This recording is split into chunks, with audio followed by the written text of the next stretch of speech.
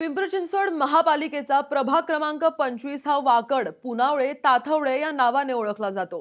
2017 मध्ये झालेल्या महापालिका निवडणुकीत अनुसूचित जाती प्रवर्गातून अश्विनी वाघमारे, ओबीसी महिला गटातून रेखा दर्शले तर सर्वसाधारण जागेतून राहुल कलाटे व मयूर कलाटे हे विजयी झाले होते। शिवसेनेचे 3 व एकटे मयूर कलाटे राष्ट्रवादीचे उमेदवार इथून आल्याने साहजिकच राहुल कलाटे यांचे वर्चस्व अधिक ठळकपणे या प्रभागातून सिद्ध झालं होतं।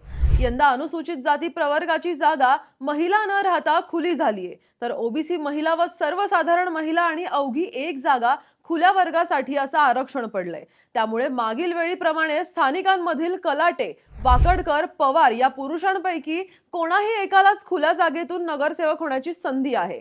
ओबीसी मधून स्थानिकांपैकी कोण महिला थांबणार व निवडून येणार याविषयी अंदाज बांधणं इथून सुरू झालंय। माळवाडी, पुनावळे, पांढरे वस्ती, काटे वस्ती, नवले वस्ती, ताथवडे, अशोकनगर, निंबाळकर नगर, भूमकर वस्ती, वाकड, काळा खडक, वाकडकर वस्ती, म्हातोबा नगर असा परिसर या प्रभागात येतो।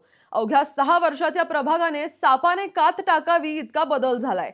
इमारती, बंगले व सोसायट्यांनी हा प्रभाग पूर्णपणे व्यापून गेलाय। शिवसेनेकडून निवडून आलेले राहुल कलाटे आता राष्ट्रवादी काँग्रेस शरद पवार गटात आहेत।